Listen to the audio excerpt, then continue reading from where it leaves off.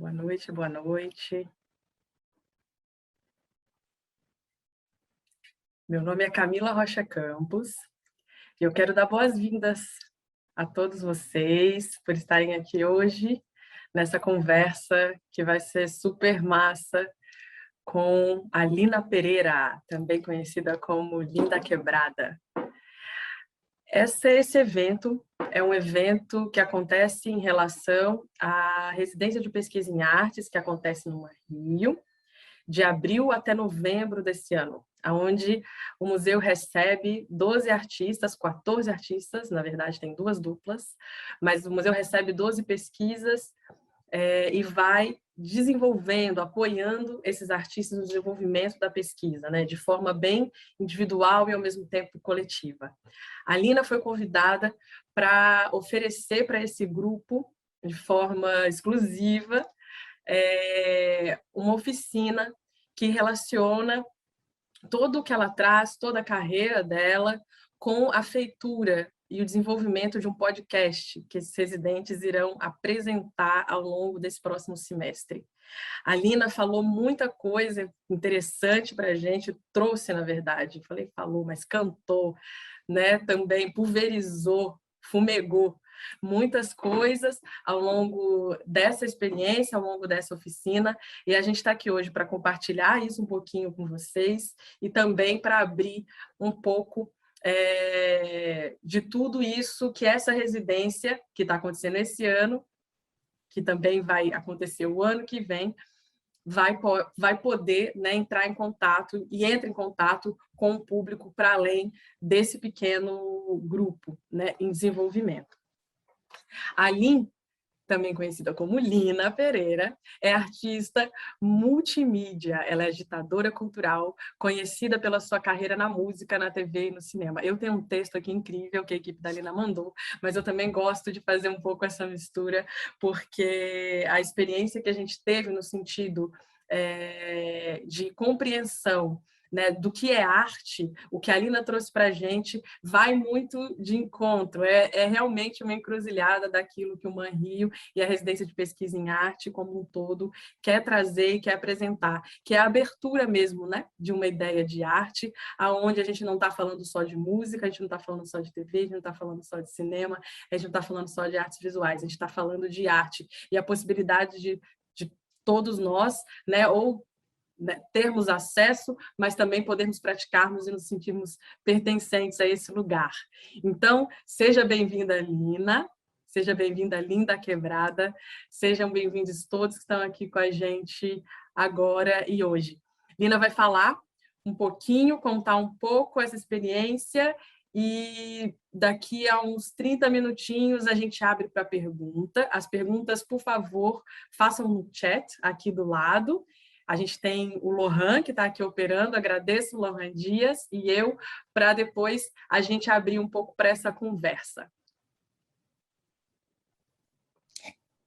Entre o fundo do poço e a profundidade do poço, é no silêncio do passo que eu ouço.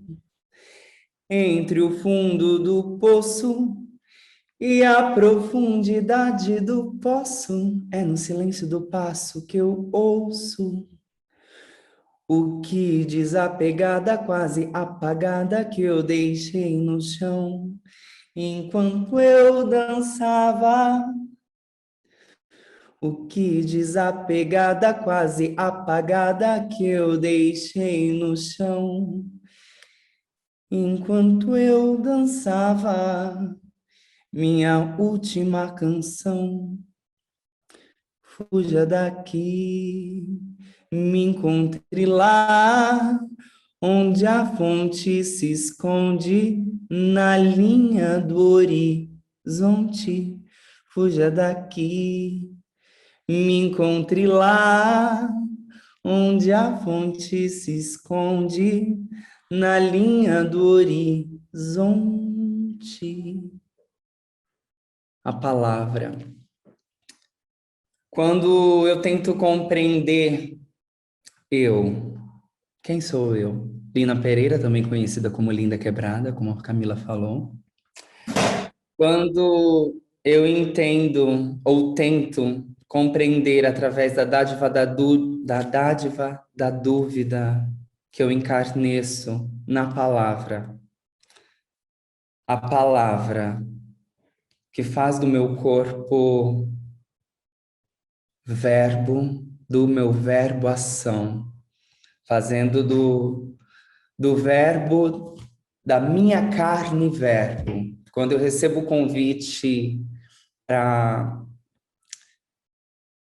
fazer esse encontro com os artistas residentes, eu mais uma vez volto a pensar no que significa arte para mim e me deparo com, mais uma vez, um lugar em que eu entendo que a arte não está ligada a estar num palco, ter um microfone nas mãos, estar sob os holofotes, mas arte significa para mim a possibilidade de criar sobre a minha própria existência, sobre as minhas relações. A arte diz respeito, para mim, sobre a transmutação do meu corpo, diz respeito à transmutação diária e cotidiana que eu me permito na minha performance diária, entendendo que eu faço isso na música, que eu faço isso na criação de uma estética que não seja estática, e que me permita, assim, também fugir das estatísticas. A palavra como um campo de batalha estabelecido na linguagem e pela linguagem. Eu que fui bicha preta, que enviadeci e em via de ser fui e estou sendo, que me transtornei bicha travesti, que me disse mulher, e agora aos meus 31 anos tenho me perguntado quem sou eu. E entendo que para desvendar esse mistério de quem sou eu, quando eu me pergunto isso e quando eu trago essa questão, quem sou eu, e convoco a que nós também pensemos e indaguemos quem somos nós, para que possamos, assim, desatar esses nós e encontrar esses possíveis caminhos que nos trouxeram até aqui. Eu entendo que com o meu trabalho eu vou começar partindo desse lugar que muitas vezes eu traço esse caminho porque me deixa um pouco mais seguro e confortável, falando a partir das minhas experiências. Eu não venho da academia, não parto das universidades, e o meu saber, ele parte de um lugar empírico das relações e das minhas experiências diárias mesmo. O meu saber, as minhas experiências, elas vêm da rua e elas partem do encontro. E com Pajubá eu tive a possibilidade de criar sobre mim mesma a partir de uma linguagem colonial, e aí está o grande desafio que eu me coloco e que eu tento entender dessas possibilidades, é se é possível criar a partir de uma linguagem colonial, de uma linguagem produzida pelo colonizador para nos ferir, para nos violentar, para nos delimitar e para estabelecer as suas fronteiras, se ainda assim é possível, através dessa linguagem, construir o desvio. No curso eu convoquei muitas pessoas e convoco aqui também a gente para que a gente pense conjuntamente, para que a gente pense em voz alta, e para que a gente traga através da palavra e do encontro e da cacofonia das palavras, como nos convoca também a pensar J. Mombassa, com toda a sua obra. Eu trouxe também a obra do Yuri Cruz, onde ele nos propõe a pensar, trair a linguagem e emancipar os movimentos. Numa obra construída materialmente com granito, onde eu percebo que trair a linguagem tem um peso. Trair a linguagem nos convoca também a um esforço. Não é uma tarefa simples, nem uma tarefa que vai ser fácil. Mas, desde sempre, o que eu percebo é que a linguagem, ela me permite construir a força da farsa. E também, assim, revelar a farsa das forças. Quando eu começo a cantar e quando eu passo a escrever, antes de tudo isso eu parto do silêncio. Um silêncio que grita, um silêncio que berra, um silêncio que borra, um silêncio que parte do meu corpo.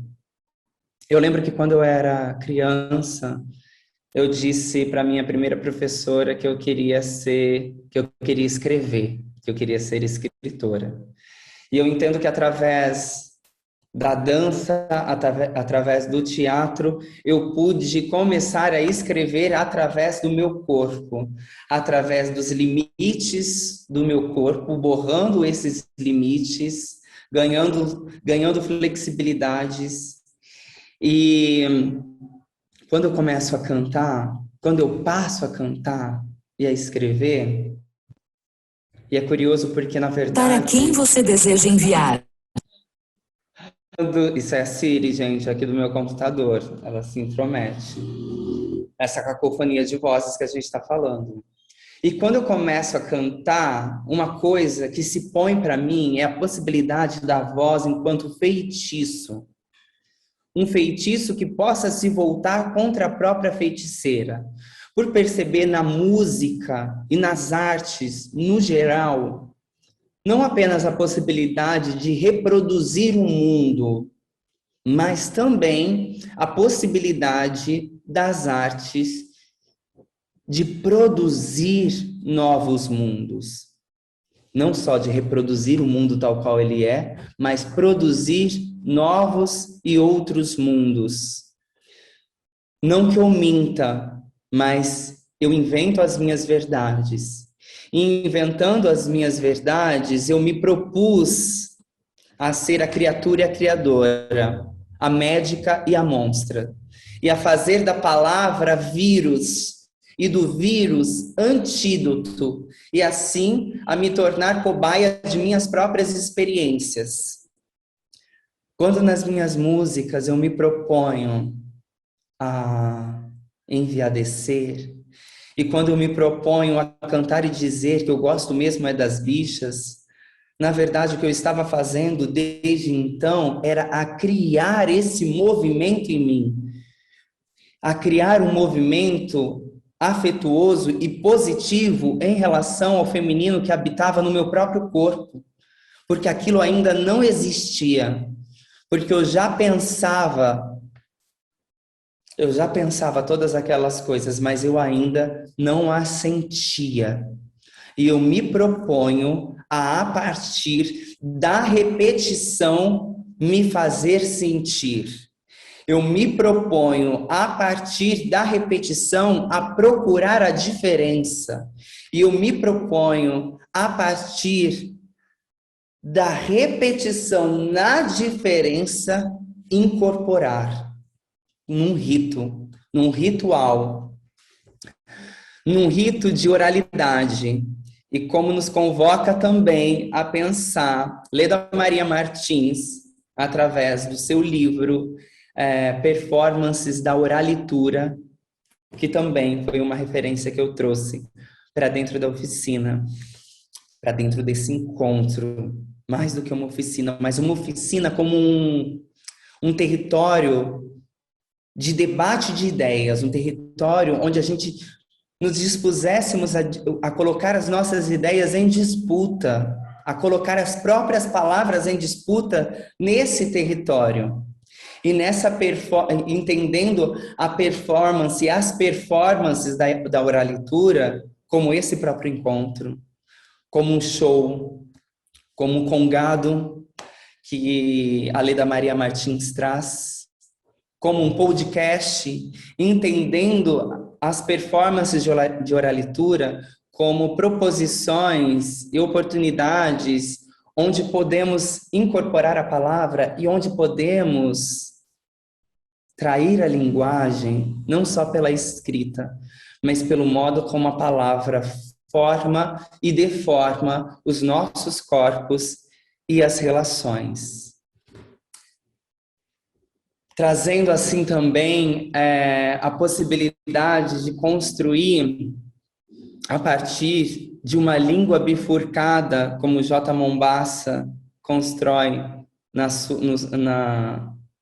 no seu discurso, como J. Mombassa constrói através da sua obra, a possibilidade de conter o segredo, a possibilidade do segredo.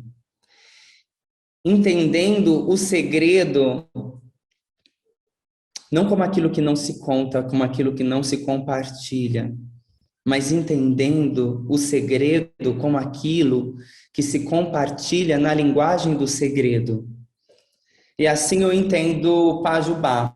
Pajubá, que é uma linguagem, que é um dialeto, uma linguagem viva, construída a partir do Iorubá, e uma linguagem de resistência que possa proteger os corpos dissidentes sexuais e de gênero. Uma linguagem que não é entendida por todos, que não é para ser entendida por todos, mas uma linguagem que nos protege, uma linguagem que forma também a comunidade, a partir de uma língua comum e também de dialetos e de coisas, de palavras incomuns, daquilo que é incomum, mas onde a gente se encontra. Com o Pajubá, eu tive a possibilidade de adentrar em diversos espaços que até então eu não tinha possibilidade de entrar. E é muito curioso, e eu trago isso porque isso me localiza exatamente aonde eu me encontro agora, nesse espaço da dúvida. A dúvida que por tanto tempo me moveu, a dúvida que nos comove e nos move coletivamente, alterando assim também o modo como vemos o mundo ao nosso redor. Quando, com Pajubá, eu adentro em certos espaços, entendendo esses espaços como os espaços de instituição artística, espaços que até então me proibiam, que me rejeitavam, que me expulsavam dos seus meios. É curioso até porque isso me faz lembrar dos espaços de arte que eu frequentava antes de ser uma artista, segundo essas instituições. E quando as minhas professoras me diziam que se eu continuasse com aquelas ideias tão inflexíveis e que iam de encontro a uma norma vigente, eu nunca seria artista. Que se eu continuasse com os meus pensamentos, como se os meus pensamentos fossem inflexíveis, se eu continuasse com esses pensamentos, eu jamais seria atriz, eu jamais seria ator, eu jamais seria, mas o que eu me tornei, eu sinto, é que foi nem ator nem atriz, me tornei atroz dentro desses espaços. E nós construímos isso porque eu sou fruto do meu tempo, e quando eu digo nós e nos convoco, é justamente para que eu me sinta menos solitária nesses espaços, sendo fruto do meu tempo, produto do meu tempo, junto com muitas outras que estavam produzindo através de suas narrativas, que até então eram narrativas e continuam sendo, de uma certa forma, narrativas específicas, tendo em vista esse eu universal, esse eu neutro e universal, branco, cisgênero, macho. Quando construímos isso a partir das nossas corporalidades, quando construímos isso a partir das nossas identidades, das nossas feridas, das nossas cicatrizes, quando construímos isso a partir também de políticas da diversidade, de representatividade, construindo assim brechas e fissuras para que a gente pudesse adentrar nesses espaços e através dessas fissuras. Fissura, que é uma palavra que eu gosto muito e que eu vou trazer aqui mais uma vez. Porque fissura significa, ao mesmo tempo, o vício, aquilo que você é fissurada, que você tem uma fissura, e ao mesmo tempo a fissura é o corte. O que eu proponho com a linguagem, de uma certa forma, é estabelecer a fissura na fissura, o corte na repetição, um rompimento de uma certa forma com essa mesma linguagem colonial, a partir da linguagem colonial, intervindo sobre ela e construindo nela, na palavra enquanto matéria, uma outra coisa. E quando adentro e de uma certa forma permaneço nesses espaços, eu percebo todas as outras contradições que se põem e que se evidenciam no meu corpo. No meu corpo e no corpo de tantas outras corpos pretos, corpos indígenas, corpos dissidentes sexuais e de gênero. Percebo o movimento de cooptação desse mercado, de um mercado também marcado pelas nossas cicatrizes, para que possam servir de slogans e de etiquetas para suas marcas. O que eu quero dizer é que quando o meu corpo adentra esse espaço, pela suposta inclusão, através da palavra e através do discurso, o que eu percebo que acontece é a inclusão pela exclusão.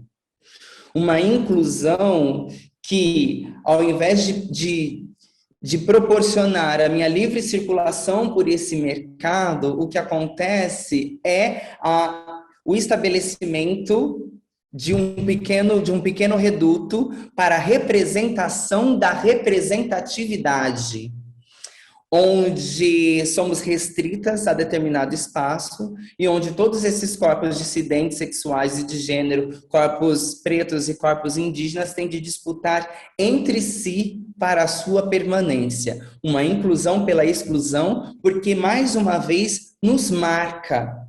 E nos marca através justamente das fissuras que nós elaboramos. Nos marca como trans, travestis, pretas, marginais, periféricas. E quando esse movimento acontece, o que eu percebo é que o que está sendo marcado, mais uma vez, a ferro quente, não é o meu trabalho, mas é o meu corpo. O meu corpo que leva mais uma vez essas marcas. E assim se torna, de uma certa forma, indissociável o que sou eu e o que é o meu trabalho. E nisso, J. Mombassa também traduz de forma maravilhosa no seu texto A Plantação Cognitiva, onde ela traz, inclusive, o exemplo da música do Baco Exu do Blues, que ele diz: sua jaula não me prende, meus ancestrais foram vendidos, deve ser por isso que o meu som vende. Deve ser por isso que os nossos textos vendem. Deve ser por isso que a minha música vende, mas, ao mesmo tempo, é por isso que hoje eu digo que nem tudo que vende, vem de mim ou vem de nós. Nem tudo que vende, vem de mim ou vem de nós. Nesse último trabalho, Trava-Línguas, diante de todas essas circunstâncias que o mercado me coloca, e de toda a constante repetição em que somos postas a trabalhar, de todas as perguntas que se repetem, e de todo o esvaziamento das palavras que nós mesmas no nosso tempo presente e nesse tempo espiral construímos e resgatamos são esvaziadas. Essas palavras que são esvaziadas de sentido e que são esvaziadas de poder. Justamente as palavras de Ofó, as palavras de poder que nós construímos e que são construídas por muitas gerações até que a gente chega aqui. Onde a gente tenha que representar a nós mesmas e ser fiéis à nossa imagem.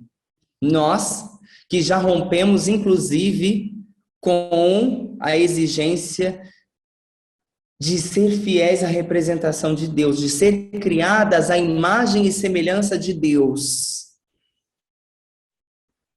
E onde eu entendo que eu só posso acreditar em um Deus que também acredite em mim, e que se eu não me vejo fiel a essa representação desse Deus, se eu não me vejo nesse espelho, se eu não me enxergo nesse espelho branco, macho e colonial, semelhante a essa figura de Deus, eu me proponho a quebrar esse espelho, a romper com esse imaginário, a criar novos imaginários a partir dos cacos desse espelho, criando assim esse mosaico. E nesse mosaico, dentre as muitas figuras e dentre os muitos resgates memoriais que eu me proponho, de um resgate de memória que me permita a vida, e de um resgate de memória daquelas que vieram antes de mim, porque eu entendo que para saber quem sou eu, antes é preciso saber de onde eu vim. E para isso, eu faço um caminho de retorno, recuperando as pegadas, a pegada às pegadas daquelas que vieram antes de mim. Assim, entendendo trava-línguas, e trava-línguas já se propõe, né? Trava-línguas é aquilo que é difícil de ser dito. O que é um trava-línguas? Aquilo que é difícil de ser dito, que é difícil de ser pronunciado, que é difícil de ser enunciado, aonde a língua se trai. Trava-línguas, para mim, se propõe como uma metodologia de pensamento e ação. Trava-línguas se propõe para mim como uma bússola que mais uma vez se volta para o meu corpo, como uma bússola que me mostra a necessidade do retorno. Assim, com trava-línguas, no meu processo, no meu fazer artístico, na intenção de fazer arte, apesar da arte, de fazer arte, apesar de tudo aquilo que a indústria tenta capturar, Trava-Língua se propõe como um projeto de elaborações de fuga. E esse foi um dos nossos principais percursos dentro da oficina. Será que é possível fugir? Será que é possível escapar? Será que é possível, num terreno da arte, a arte como parte dessa indústria também, e de uma indústria, discutindo isso, inclusive, dentro de um museu que faz parte do circuito artístico, mas que ainda assim se propõe como fuga, se propõe e proporciona o nosso encontro. Como é possível, dentro da arte, de uma arte que, e isso falando da arte, dessa arte com A maiúsculo, dessa arte enquanto instituição que nos captura, dessa arte do capital que com sua qualidade elástica coopta, dessa arte que mais uma vez marca os nossos corpos e nos reposiciona através das nossas feridas e através da hipermarcação dos nossos corpos enquanto negros, indígenas, a partir da diferença, a partir da diversidade, e pensando diferença agora, trazendo Grada Quilomba, Diferente de quem?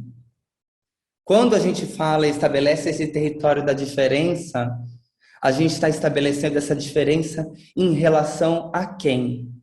E por que essa violência de marcação se dá apenas nos nossos corpos, de uma forma que restabelece essa reencenação escravista, nos pondo mais uma vez à venda de uma forma de extração, uma extração extrativista colonial. É possível fugir? É possível escapar? É possível aprender a bifurcar as nossas línguas e construir o segredo, e a compartilhar o segredo, e a incorporar o mistério, e a incorporar a contradição entre a tradição e a contradição, entre a corporação e a incorporação de si mesmas. É possível fugir? É possível escapar?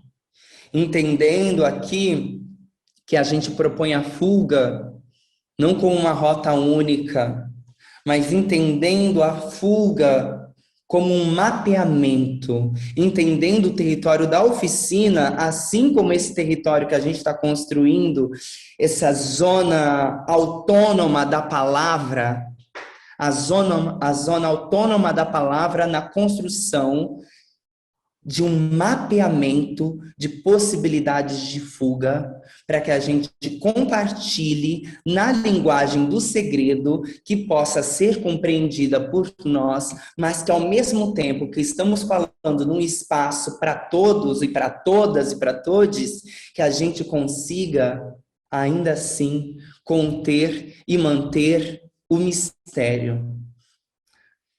Uma das pessoas que eu trago e que eu decido acompanhar, e que de uma certa forma eu convoco para que também me acompanhe, é a Estela do Patrocínio.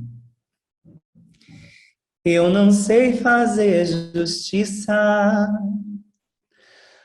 não sei como faz justiça. Eu não tenho coragem de enfrentar nada.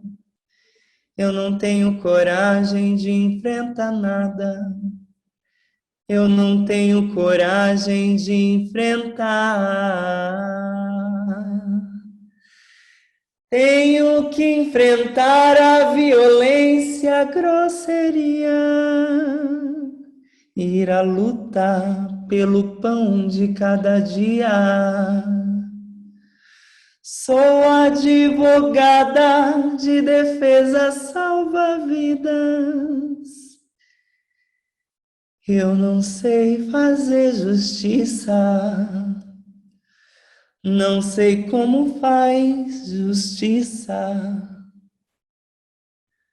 Eu não sei fazer. Não sei como faz justiça.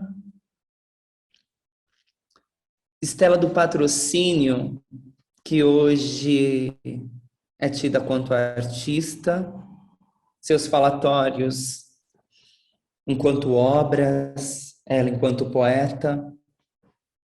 Na verdade, Estela do Patrocínio nos convoca a pensar a toda a violência que o seu corpo esteve submetido, que o seu corpo ainda está submetido. Estela do Patrocínio nos convoca a pensar a vida e morte de Estela do Patrocínio. Estela do Patrocínio e os seus falatórios nos convocam a pensar a violência sob a qual ela estava submetida para a extração, para o registro dos seus falatórios enquanto obras, e que para assim a branquitude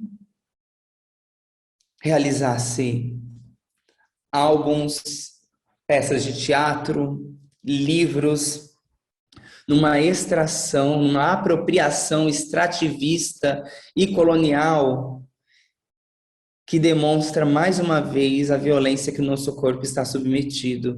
E eu percebo nessa conexão, apesar dos nossos corpos estarem diametralmente opostos e das violências serem ainda assim assimetricamente simétricas, por perceber e pensar, porque quando eu também me coloco a pensar, quando eu me proponho a gravar uma música da Estela, a fazer uma música a partir dos falatórios de Estela, tendo consciência, inclusive, de toda a violência que Estela esteve submetida, o dilema ético que se coloca para mim é: será que não é preciso deixar Estela descansar?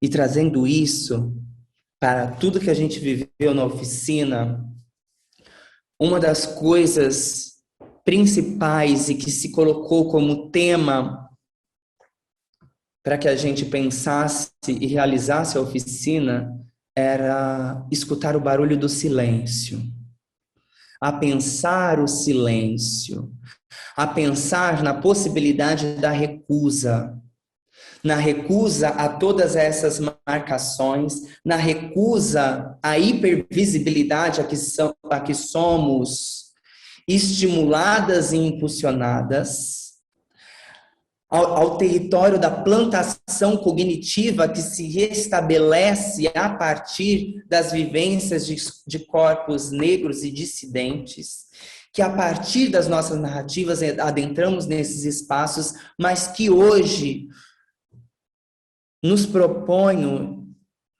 não só eu, como muitas outras, como J. Mombassa, como Eduardo Glissant, pelo nosso direito à opacidade e não a uma hipervisibilidade, pelo nosso direito ao descanso, pelo nosso direito, talvez, como J. Mombassa também nos convoca, à recusa, à improdutividade, e assim a escapar. O que eu nos coloco aqui a pensar e convoco a todas nós juntas é a pensar essa incorporação da palavra, do segredo, do mistério entre nós, compartilhado, propagado. Como construir rotas de fuga. E eu não trago respostas, mas eu trago a inquietação para que, diante da representação da representatividade que somos orientadas, que nos desorientemos em passos firmes e escorregadios, que deslizemos para fugir da captura diante desse mercado e das instituições e dos espaços que nos propõem a corporação, e que possamos nos propor e nos proporcionar a incorporação da contradição dentro dessa tradição escravista. Como fugir, como escapar, como trair a linguagem, sendo infiéis a nós mesmas, traindo a linguagem e emancipando os nossos movimentos.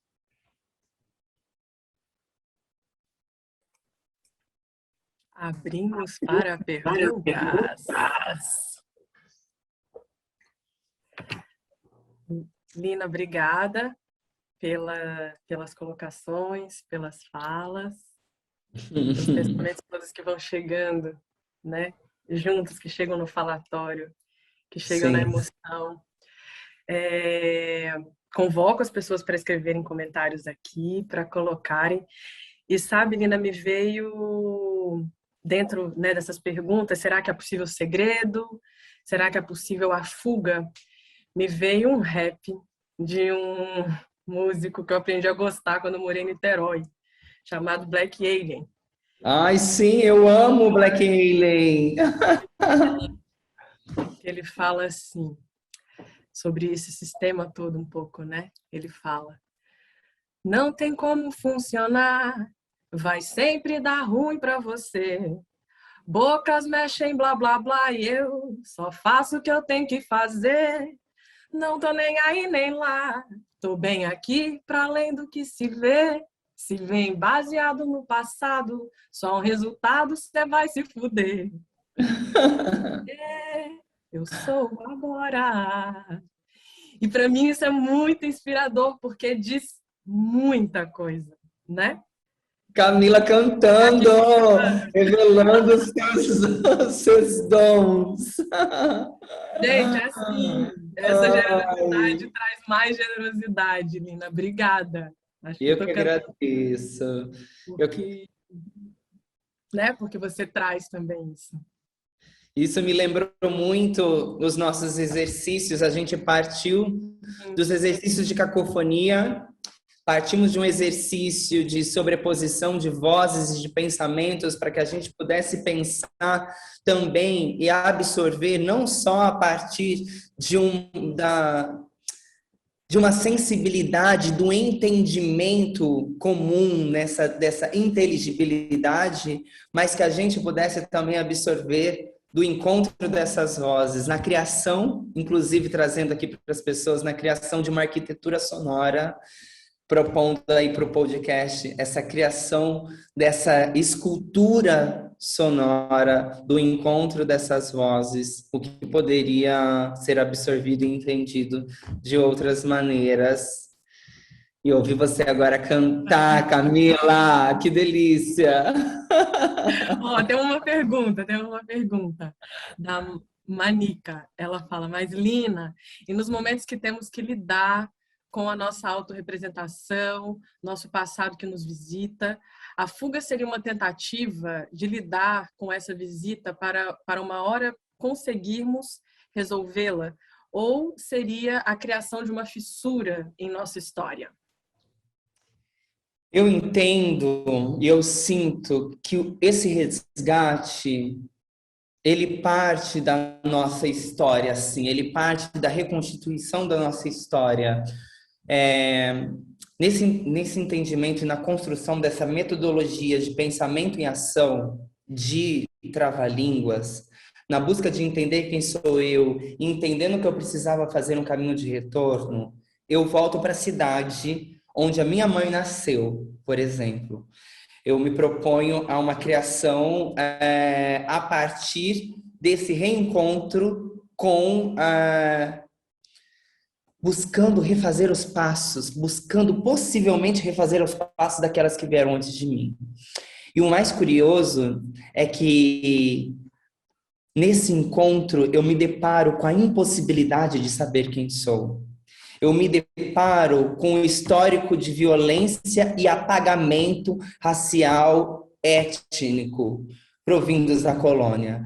Eu me deparo com a impossibilidade de reconstituir esses espaços, mas ao mesmo tempo eu encontro todo esse histórico de violência e, mais uma vez, entendo e construo a partir, agora não necessariamente de fissuras, mas a partir de um possível preenchimento de lacunas dessa história.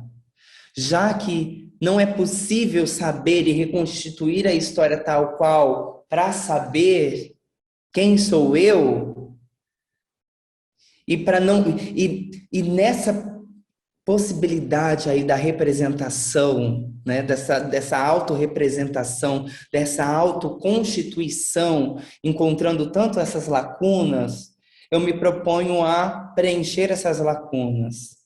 Quando eu vou para Viçosa, Alagoas, eu descubro que lá foi a cidade aonde Zumbi dos Palmares foi morto. Viçosa, em Alagoas. Lá é uma cidade onde existem 2 quilombos, uma cidade com forte histórico quilombola, uma cidade com o histórico da violência e do genocídio à população indígena que lá vivia. Essa sou eu. Eu sou e constituo a minha representação não a partir de algo coeso também, de algo fixo e necessariamente constituído e acabado, mas me constituo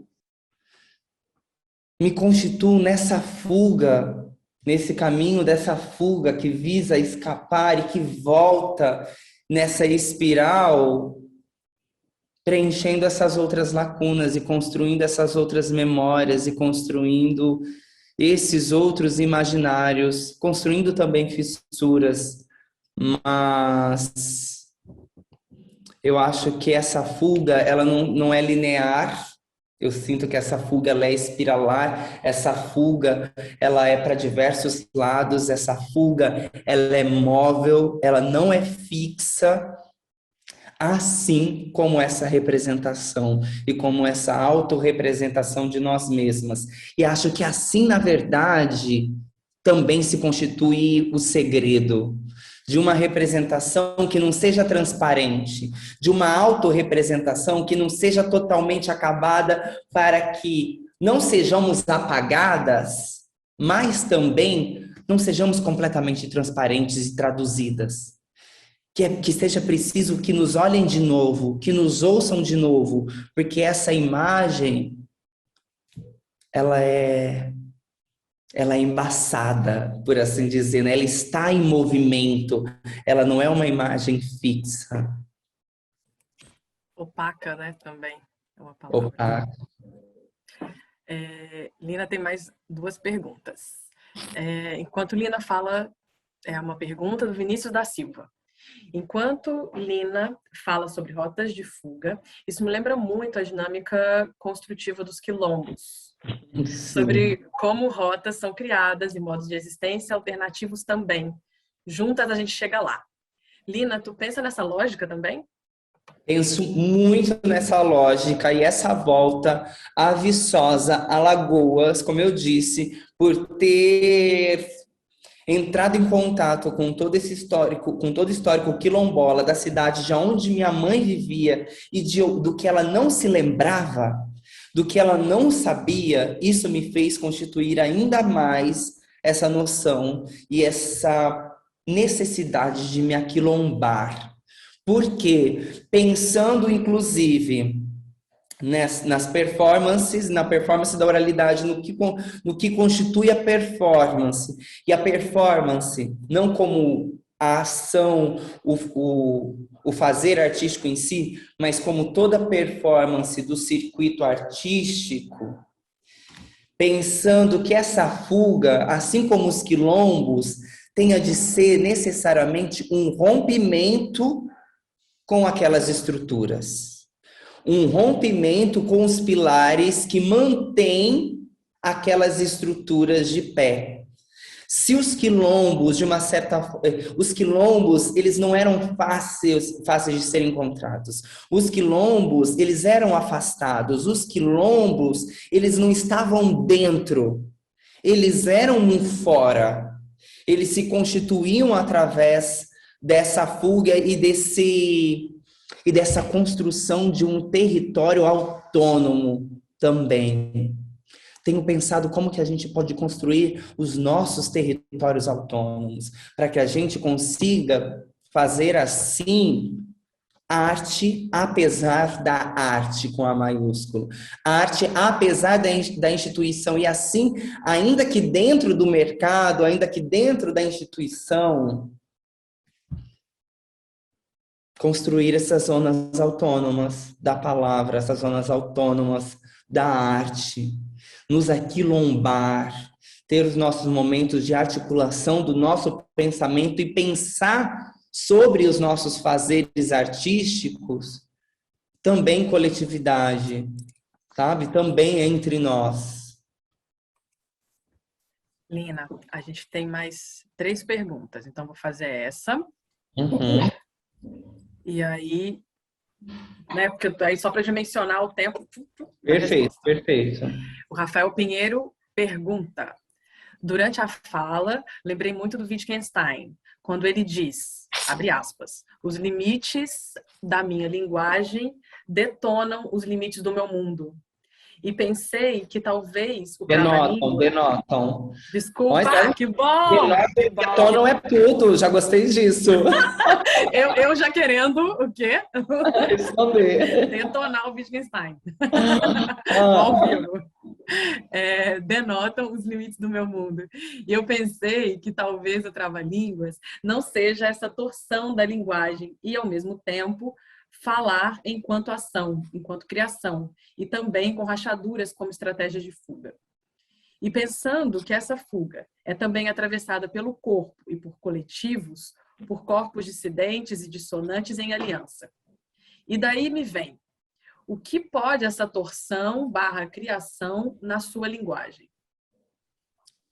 O que pode essa torção, criação na sua linguagem? Eu ainda estou descobrindo isso, mas acho que principalmente, talvez seja justamente detonar, talvez seja justamente um campo de destruir a própria linguagem, de a partir das fissuras estabelecidas nessa linguagem, fazê-la desmoronar. E a partir desses cacos construir uma nova linguagem. Talvez não seja, talvez não, acho que com certeza, mas também nas suas contradições, não seja a reprodução, não é a reprodução do mundo tal qual é, seja a produção de novos mundos, mas antes de qualquer outra coisa, ir de encontro ao fim do mundo como nós o conhecemos. Seja uma linguagem que detona e que desmorona os parâmetros e os pilares dessa linguagem. Obrigada, Lina. Tem mais perguntas? Tem pessoas emocionadas, cyber marginal. Se eu não me engano, é a Lúdica. Tá emocionada, não consegue elaborar pergunta. Isaac Guimarães fala, Lina, fiquei pensando no sentido de linguagem, algo como ideias que são talhadas em pedra, que a cada vez que você as repete, elas se aprofundam em nós e você. E sobre esse método de repetição, eu acho incrível como a cada fala que acompanha sua, há uma ideia geral, mas surge sempre uma nuance, um novo lampejo, que logo depois nos volta elaborado. Aí eu concordo. Acho muito inspirador esse método de pensamento que se constrói por autorreferência. Falando disso, uma coisa que eu tenho tentado muito construir é também fugir dessa autorreferência. Por isso tenho construído laços e vínculos, desde sempre também, para além, não por uma referência, não pela construção da referência acadêmica, que não é o lugar que me pertence, mas por perceber que as minhas parceiras, que J. Mombassa, que Castiel Vitorino, que Ventura Profana, que Leda Maria Martins, que Estela do Patrocínio, e que tantas outras que me convocam a pensar e me acompanham nesses pensamentos, e que eu as incorporo, e assim também me ofereço em sacrifício para que eu possa me trair e que eu possa, assim, também pensar diferentemente de como eu já penso, me propondo o direito à dúvida. Caia Felipe pergunta, como você conheceu, teve acesso aos escritos da Estela do Patrocínio? Eu pergunto porque é um processo babado. A gente resgatar as obras de pessoas pretas, principalmente a de identidades femininas. Eu entrei em contato com a obra da Estela enquanto eu fazia teatro. Eu assisti uma peça de uma professora branca que fazia a peça da Estela, e ela deixou de fazer essa peça depois de um tempo por perceber que não fazia sentido que ela fizesse. E a partir daí eu comecei a mergulhar nos falatórios a partir daquilo que eu encontrava, a partir tiveram algumas músicas, a partir de alguns vídeos que eu encontrei na internet, mas também conversei muito com a Diane Lima, curadora e artista, que tem feito, que tem se debruçado sobre a vida e morte de Estela, através de um convite do Museu Bispo do Rosário para que ela fizesse uma exposição, para que levantassem uma exposição sobre a Estela. E quando ela fala sobre que começa a pensar sobre a possibilidade de deixar Estela descansar. Eu não tive acesso a todas as falas, eu não tive acesso a todos os falatórios, mas eu venho me debruçando a partir do que eu encontro e também deixando que tudo isso ecoe em mim, entendendo todas as contradições de como esses registros foram extraídos da Estela, né? É muito importante que a gente tenha acesso a essas narrativas, mas é importante também que, nesse caso específico, eu acho que a gente entenda a violência pela qual os falatórios foram extraídos da Estela, né? E o que a reprodução desses falatórios também significa. Última pergunta, do Hugo Katsu. Acho incrível a forma como você fala sobre suas construções representacionais a partir de um regresso, um retorno à ancestralidade. Como você enxerga uma espécie de autofabulação nesse processo, no sentido de criar uma ficção de si a partir dessas lacunas que menciona? Nossa, eu faço isso constantemente. Eu acho que eu passo por essa fabulação, né? Como eu disse, em Pajubá, eu não era tudo aquilo que eu cantava quando eu comecei a cantar, mas na repetição eu me torno. Eu me canto bicha preta e canto que a minha pele preta é meu manto de coragem para criar coragem e para inventar forças. E eu canto repetidamente mulher, mulher, mulher, mulher, mulher, mulher, mulher, para me fazer crer na mulheridade que habita o meu corpo. Eu canto para inventar coragem. E agora é curioso pensando nessa fabulação, porque eu canto para me dar a possibilidade de ser medrosa, cínica, covarde, para nessa possibilidade também resgatar a possibilidade da vulnerabilidade, ser potência, mas não necessariamente de fazer das minhas fragilidades potência, mas de fazer da minha vulnerabilidade a fissura que expõe o fracasso. Por não ser nem filho nem filha, mas por ser falha desse sistema e assim me assumir essa falha, assumir as minhas vulnerabilidades, expor essas vulnerabilidades quando preciso, de dizer que não tenho coragem de enfrentar nada como um mantra, sem precisar ser a bicha bomba que sempre me convocam e assim também criar essas opacidades da autorrepresentação nessa fabulação, mas de assumir o fracasso. E de assumir o fracasso como uma conquista. Me assumir nesse fracasso, assumir esse fracasso como essa conquista que me posiciona e ao mesmo tempo me desloca. Olha, John, eu vou aceitar a sua pergunta depois do tempo, viu? Então, Lina, temos a última pergunta agora. Lina, seria o caso de articular uma linguagem artilharia bélica, incendiária, contra regimes de verdade que manipulam a experiência de estar em qual lugar da produção... Nossa, eu li tudo errado. Desculpa, John, dei a entonação errada. Lina, seria o caso de articular uma linguagem artilharia bélica, incendiária, contra regimes de verdade que manipulam a experiência de estar. Em qual lugar da produção da realidade nos situamos?